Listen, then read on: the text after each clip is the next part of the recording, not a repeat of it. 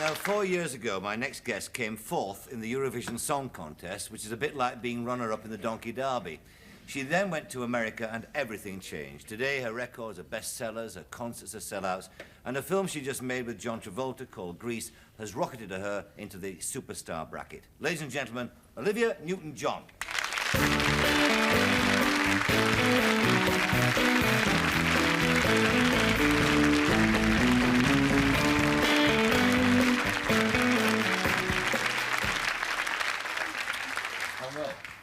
Let me get the seating arranged properly, darling. Then we can see each other and talk to each other. You met before, in fact, haven't you? Yes, that was in Deauville. Yes, Yep.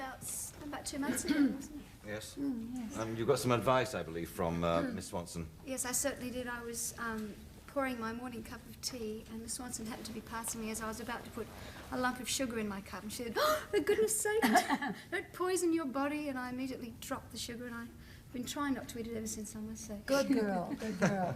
I was amazed to read about you, actually, because one always assumes that people, pop stars, come from a certain area in life, Yes. you know, that you came from an academic background. Your uncle's a professor of pharmacology in London. Yes. Your father, vice-chancellor of a university in Melbourne. And your grandfather won the Nobel Prize for Physics in 1954. Yes, it's amazing, isn't it? It is. What happened to you? Yeah. No, I just wondered. I mean, it was obviously a very academic upbringing that you had. Yes. One wonders how you sort of lurched into pop, if lurch you did. I certainly did. I don't know, my family seems to have either been an academic or in show business. My nephew was in a Fellini film, and my sister became an actress. She left school. She was the first black sheep in the family. Yes. And I followed suit. I don't really know. I think obviously there's a lot of artistic talent in the family. My mother plays cello and my father sings. He could have been an opera singer, actually. Yes. So it's going back to genes again, Yes, I think in so. the genes, yeah. It was in fact, it was a black sheep situation when you decided that you wanted to go and be a singer. I mean, did the family object? Initially, They yes. did. My mother was very concerned that if singing didn't take off, would I have a career? She said, "You'll end up working in a shop somewhere and you won't have a career. You should go to university." And I realised that I wasn't going to get through matriculation, which was the final year, because I was too interested in singing, so I opted out of school. But How old for was a that? year, it was 15. 15, so you were in fact a classic dropout. Oh, yes, I am. I'm a hippie. Yeah.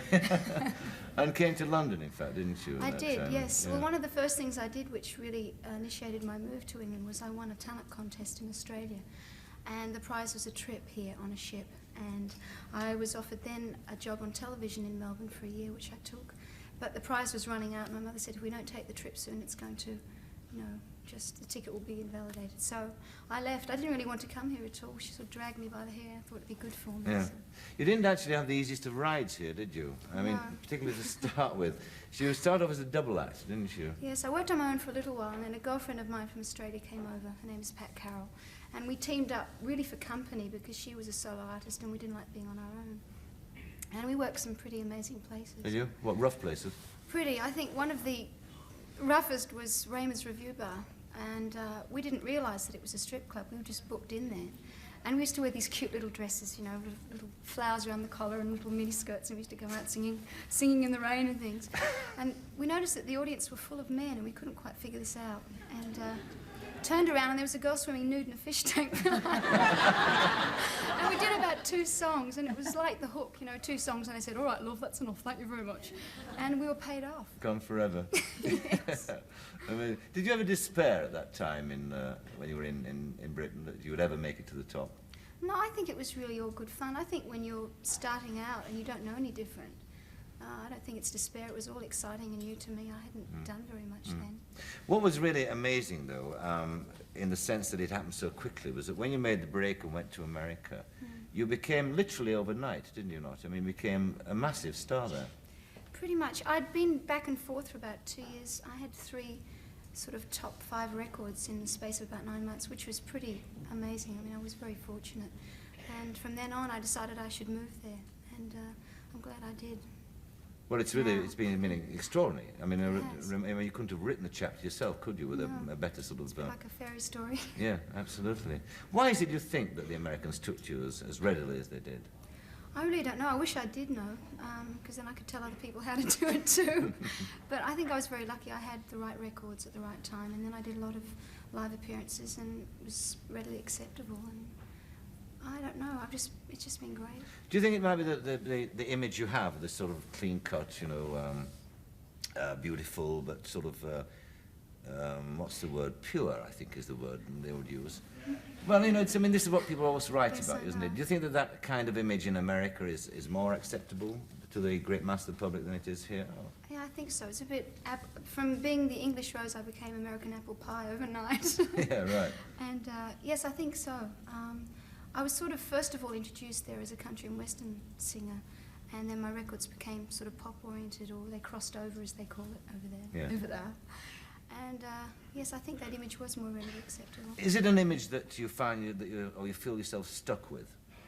I think it's a nice one to have. You do? I think, yeah, I'm very pleased to have any kind of image that is readily acceptable. Yes. But I'm not at all upset with it. The press has tried to make out that I'm trying to change my image and become something else, but really it's not the case. Yes, yes. I was just looking at you there. I think I was mesmerised by you, actually.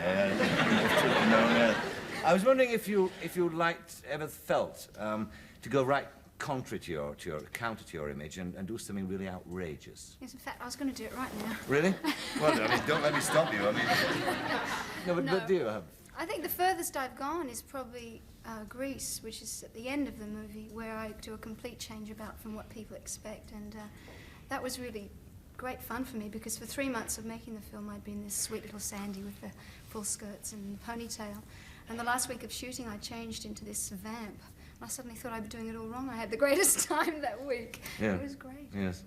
What about the press in America? Because you've now reached that kind of stardom where you can't have much privacy at all. So something that you've lived with all your life, Miss Swanson.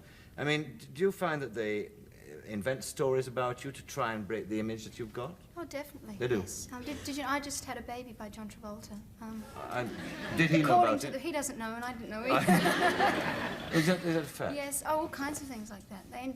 I tend to try not to read them anymore unless I want to laugh. Yeah. Because they're Yeah. so terrible. Really? But I may as well have done all these things because they make them up anyway. Yes. They're just something you have to accept, I guess. Just turn the other cheek, as they say. Did you have trouble like that? Because Oh, indeed I did. you had to live with people like Hedda Hopper and Luella Parsons, didn't you? Oh, yes. One day I was leaving the DeMille set, and he said to me, "The key will be under the mat." And I looked at him because he wasn't inclined to do this thing, and I must have stared in a strange way. He said, "Dad, don't you know? We have children up in the mountains." I hadn't heard it. Really? Yes, that's what they have to do. And many times my name would be linked with somebody whom I never knew. I even looked up in the telephone book to see if I could see who it was, if there was such a person. Really? Extraordinary. Well, Yeah. these people, PR men, they have to send something in to something. Yes. And so they use you because you're a celebrity. And Are you looking forward to your new career as a film star? I mean, do you enjoy them making movies now? I loved it. You But really? I think Greece was a rather amazing experience. I don't know that I'd be as lucky next time because the whole atmosphere on the set was rather like well, it was just like it looked. We had a great time and we were all dressed up and we all thought we were 17 again. Yes. And I think it was just a very, very special time. And Yes. there was a lot of dancing and singing and it was very light-hearted. So if I could do that again, it'd be great, but I don't know if I'll be so lucky next time. No, it's a question of getting the right part, I Yes. suppose, isn't it? Do you get offered nude parts in movies and sort of thing? I don't really think so. I think up front I tell them that I don't really want to do that. I don't want to do that, so I haven't as yet. Have you ever been asked to pose in the nude for any of these magazines? Yes, I got offered a lot of money by Hustler magazine to do a nude centerfold. Me! How much do they offer you? $1 million. $1 million? Yes, but I think they offered a lot of ladies. I think it was a publicity stunt. They asked Linda Ronstadt and Dolly Parton and all kinds of girls. They sent a telegram or something. It was some kind of publicity thing. I thought it was quite vulgar. Didn't happen in your day, did it, Miss Swanson? it most certainly didn't. The first bathroom scene I did with Cecil DeMille, it was almost a scandal, and they had, you know, the Hayes department. They were afraid it was going to be taken out of the picture. Yes. But there was nothing. You never saw me nude or anything. You just saw me take that out of a robe and go into, you know, that And big then- bathtub. That's right. And then in the bedroom scenes, they had to keep 1 foot on the floor, didn't they? Yeah. And you weren't permitted to do any knitting for little babies' booties or anything. Were you not? No. such thing as pregnancy? No, we didn't discuss. Didn't exist. It didn't exist. They came by the stork. And the stork brought the booties with them. The stork couldn't it? Yeah. That's right. Otherwise, you'd be very bored sitting on the chimney and waiting for the Do day. you watch many modern films nowadays? No, I can't stand them. You can't. Why not? Because I don't want to be sick to my tummy. Really? There's such vulgarity now, and I don't have it. I'm really a square. I like good manners, I like good taste, and anything can be done and suggested if it can be done. It doesn't have to have a close-up of it. I agree. You do. You're very old-fashioned in that sense, In are that you? sense, And that's why you're so lovely Oh, thank you very and much. beautiful. And also because she doesn't eat sugar. Huh? Let's not forget. Yeah.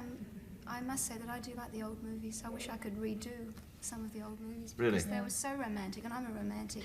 And I also feel the same about violence in films and nudity in films, and I think it takes away all the romance out of everything. I really do. What about leading men nowadays? I mean, you just starred in Greece with the sort of latest sort of male sex symbol, haven't you, John Travolta? Have you ever heard of John Travolta, Miss I've Swanson? heard of him, I've never seen him. You've never seen him? If he stood in front of me, I wouldn't know him, I'm sure. Isn't You- that awful to say that? No, of course it's not. Because I don't go often enough to pictures. No, no. No, I just wondered if you had an opinion one way or t'other about him. No, I don't. I wish No. I had. Well, I wish I hadn't asked you that question. That'd be the case. All right, then. Now, you've got... I mean, apart from the film thing, I mean, the records have been doing marvellous well for you as well, haven't they? Yes. And you're going to do us a little number tonight, aren't you? Yes, I am. Yes. Because we had Miss Swanson singing. What do you think about that voice? I thought it was great. Oh, That I was wanted really to be an fun. opera singer. Did you really? Yes. And while I'm still in London, I'm going to do this Look Back and Laughter because I did a musical with John Bowles called Music in the Air. And there was no dubbing of voices in those days. You know, we had to do it with a full orchestra on the set. Really? On the Yes, set? you couldn't dub it with another tape or another tape. Take a note out and put a good one in. No, was we had a it. full orchestra. You had this sort of 50-piece band playing in the wings Yes. while you sang. Ah, that's a lovely And way of making a also, movie. I used to have a 4-piece orchestra just for mood music, because I love music. Marion Davies used to do the same thing, didn't she? In my bed, now, I mean, at home in my apartment, I have music on as a background all the time. Yes. I think it makes you feel better. If it's a certain, I can't stand this tom-tom business. I don't know if you're going to like my song. Yes, what about this? Yes. Would you describe it as a tom-tom? No, it's sort of more mood music, this song. Mood. Well, that's Sadie Thompson with the tom-tom business. Somerset Maugham says Sadie Thompson. I think you'll like this, actually. I hope you do. Yeah. Because I'll be very embarrassed. All right. Well, you walk across there to your your singing excuse area, me, and excuse I will introduce what it is. All right. So it's Olivia's latest single, actually, and it's a song called "A Little More Love." Ladies and gentlemen, Miss Olivia Newton-John.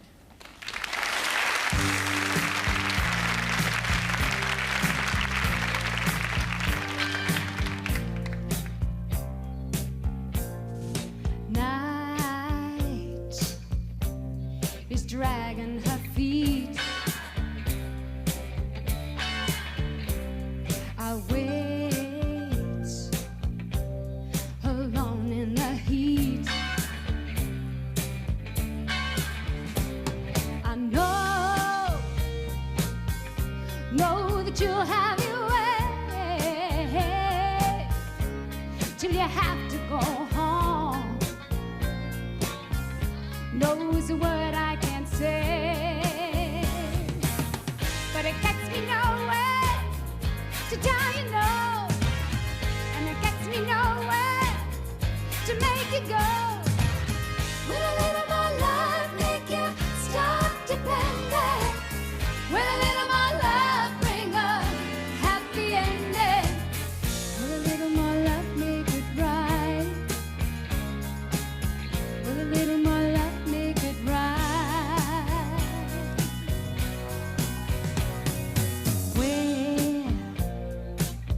Where did my innocence go?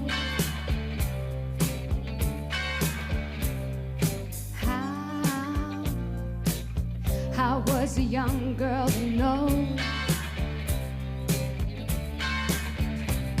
I'm trapped in the spell of your eyes, in the warmth of your arms, in the web of your lies. but it gets me nowhere to tell you no, and it gets me nowhere to make you go. Will a little more love make you stop depending? Will a little more love bring a happy ending? Will a little more love make it right? Will a little more love make it right? And it gets me nowhere to tell you no, and it gets me nowhere to make you go. Will a little more love make you stop depending? Will a little more love bring a happy ending? Will a little more love make it right? Will a little more love make it right? Gets me nowhere to tell you no, and it gets me nowhere to make you go. Will a little more love make you stop depending? Will a little more love bring a happy ending? Will a little more love make it right? Will a little more love make it right?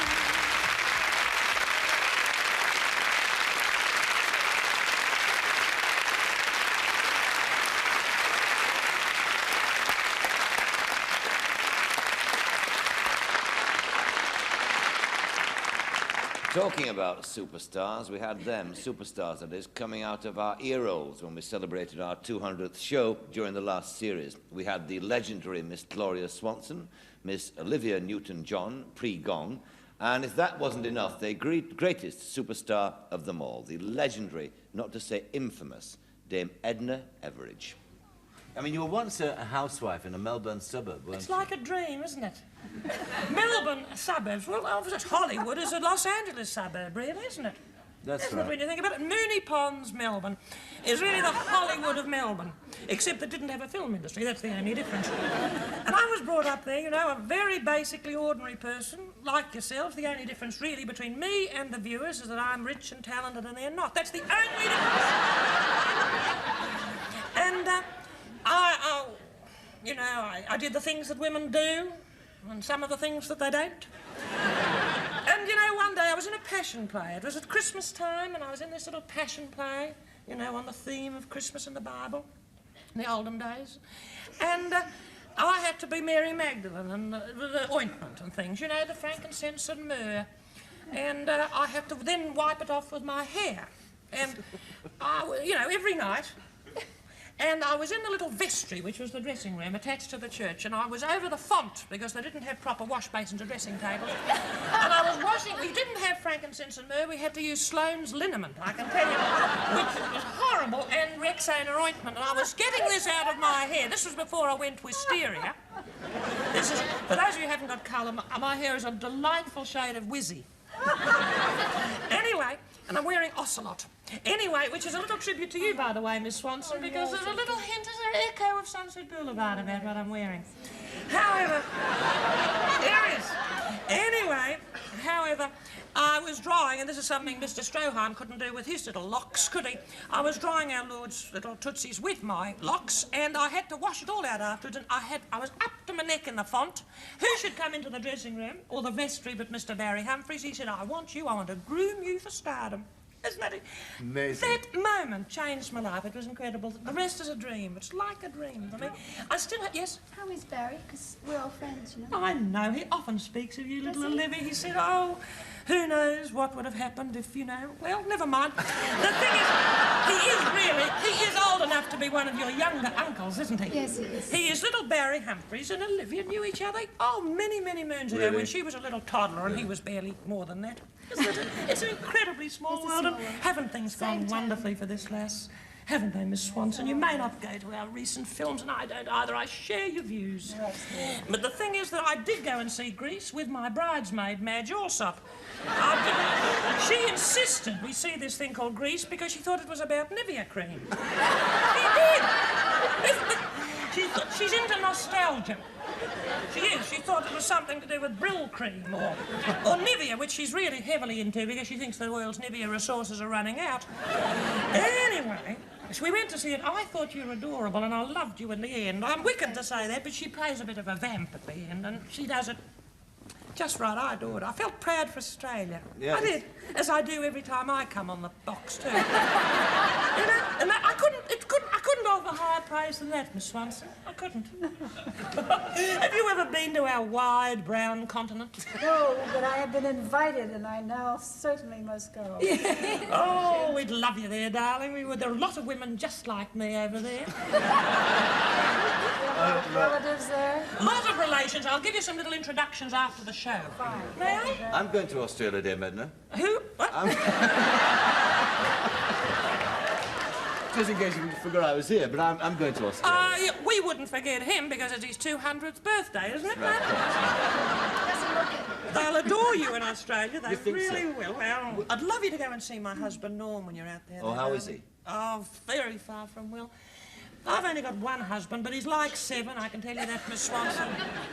He's got this terrible... At the moment, it's quiescent, but he's got what's called a rumbling prostate. He's always had this problem with his little, you know, the gland. Well, goodness knows where it is. Poor Gloria's looking at me askance. I'm not permissive, darling. But it's rumbling. That means that anything could happen. And so, we have been advised by one of the greatest Harley Street prostatologists. We have been advised that a transplant is in order. And we're just waiting for a donor, Mike. You might step off the plane at just the right moment, who knows? But I shouldn't say this. I mean, this is not a thing I refer to, and I know my husband is keeps a very low profile with regard to his illness. As a matter of fact, he never mentions his prostate, and when he does, he only mentions it in passing. As a matter of fact, that's the only time he ever feels it. Of course, you wrote, one of your many cultural achievements. You wrote the well-known international bestseller called What's the matter with you? Living with a Prostate Problem, didn't you? Which is translated into many languages. I think I'm one of the very... Please take no notice of this levity. Miss Swanson doesn't like the permissive side of this show. Have you no sensitivity whatever left in you?